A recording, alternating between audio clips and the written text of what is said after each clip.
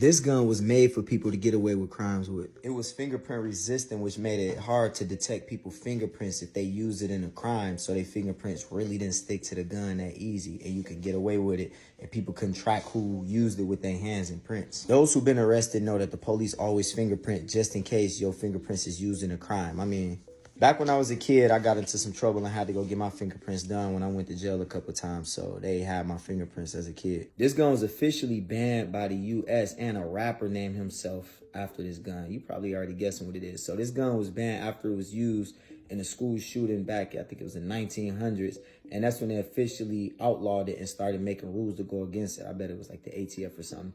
They also tried to shorten the barrel, make tweaks to it, but they still said, no, this gun is becoming too common amongst criminals where we got to ban it. Like I said, it's major gun control and major things that they put in place to make sure that things don't keep happening. And they stay on top of it. This gun is a Tech 9. Now, who guessed it? It's shot semi-automatic. First, it was a single shot. Then they made it semi-automatic, and they kept adapting it. But this gun became notorious and one of the most dangerous guns to carry, one of the most dangerous guns to use. And the design of it was kind of sweet, I ain't gonna lie. The way the magazine hang out the bottom.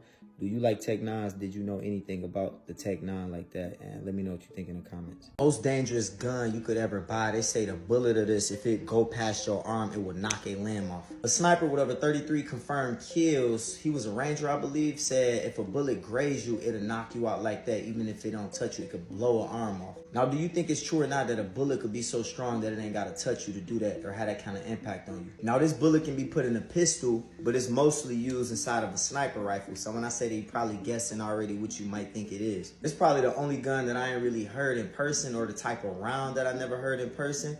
But when I see the videos, the way it blow people back is loud. It crack. It sounds like Zeus is opening up the sky when you hear this thing. Now, this is a close representation of it. This is the Fortnite version. Now, it is, did you guess it? The 50 caliber sniper. Now, I seen pistols where you can chamber the round and shoot it. What's that guy named Gun Rambo or something like that? I think he followed me on Instagram, and the other fishing guy with the dreads. But yeah, with them 50 cal sniper rifles, is one where they shot like a bulletproof window or a cyber truck.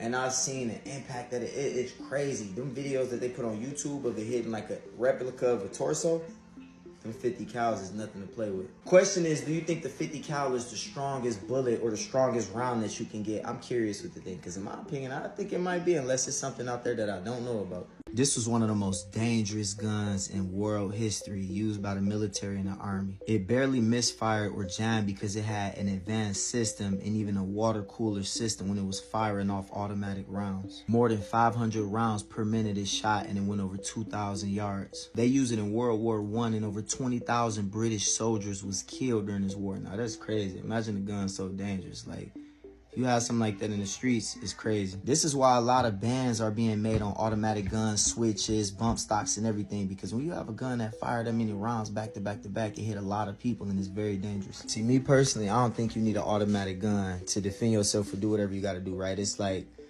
unless it's like a big resistance going on, or people all over the street going crazy, apocalypse, aliens. They do got UFOs in New Jersey right now, so hey, but in that case, give me a switch, give me a fully loaded K, all that. But this gun right here is called the Maxim gun machine. This thing was a beast. It was created by, I think the dude name was Maxim, but that mug, just spitting, and that's why they used it in World War I to help win a battle. So have you ever heard about this gun? What you think about it? What's your favorite gun? And what you think I should cover next? Comment below and let's talk about it. Most dangerous gun in the world history. This gun is used all over wars across the world, and is used in hoods all over America. This thing is powerful, bullets sharp, it pierce, it'll knock something back. Like, you don't want no problems with this. I had one time, I was a kid, this guy thought we was breaking in his house, and he pulled one of these out, and it had a knife that flicked out on the bottom of it and pointed at us. My homeboy was talking crazy, like, you ain't gonna do nothing. I'm like, bro, chill. Went back to get my homie and came back, and my homie knew the guy that pulled this gun out. I almost said what it was. But these ain't gonna play with. When he pulled that out, I'm like, yo, he about to shred something with that. And a lot of people know what this is. They got a Chinese version of it. They got metal versions. They got the wood version of it. So you probably guessed it. They even got a mini version of it. So it's fully automatic in most parts. When it first came out, it was fully automatic, I believe. And then they got a lot of like semi-automatic versions of it as well. So the mini version of this is called a Draco. So you probably guessed it. It's an AK-47. Now this thing is bad. I ain't gonna lie. This thing is Now this thing is bad, I ain't gonna lie, like, woo-wee. Like, it's a monster, it ain't nothing to play with. Did you guess what it was? Did you know that? Let me know in the comments, let's talk about it. And what you think the most dangerous gun is in the world? This was the Mafia's favorite gun, and it was sold at auction for $1 million, specifically this one. The police was carrying revolvers, so when the Mafia had this gun, it gave them an advantage. It shot faster, it loaded more, while the police had, what, a revolver got like 6 rounds in it.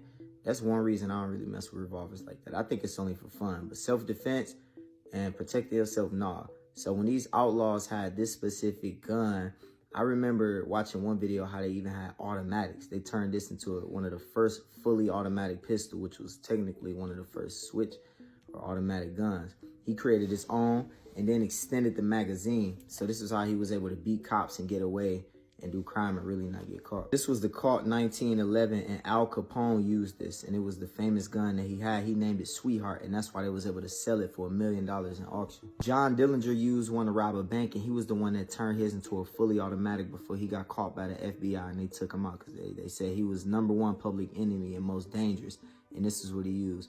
So do you think that was one of the most dangerous guns? If you have any other ones in mind, and comment something you want me to talk about or cover.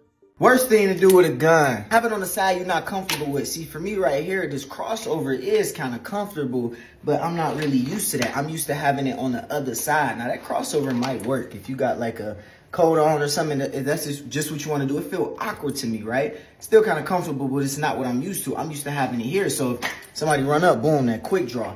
You know what I mean? You gotta be ready to quick draw. Like just somebody run up, you hear it noise, boom, somebody hit your door.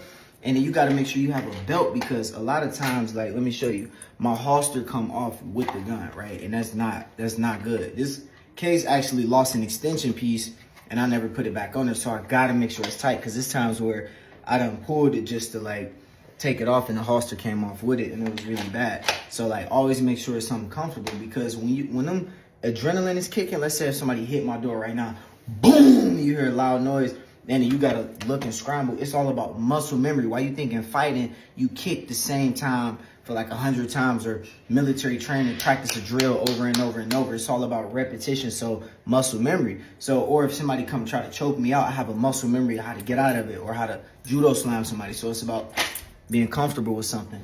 Let me know what you think in the comments below. How do you carry your gun? Worst thing to do with a gun is bring them downtown where you know these detectives gonna be at. Look at the detectives, they got them downtown right now. So they're ready to catch any action. Do not come down here playing with the straps, because if you pull the straps out, it's a wrap. So listen, one of the worst things to do with a gun in Detroit is bring them downtown where they got, you know what I mean, the detectives, they got the police out, and they hopping out on everybody. They always hopping out on me, as y'all can see, but we cooling down here. I think at the end of the day, they trying to keep, it be the high schoolers. I ain't gonna lie, the high schoolers come down here and they be ready to crash out. They beefing with the city, they beefing with everybody. You see, when you talk about my generation up, right, we cool and we trying to have fun, trying to talk to the ladies, trying to have some drinks, trying to chill.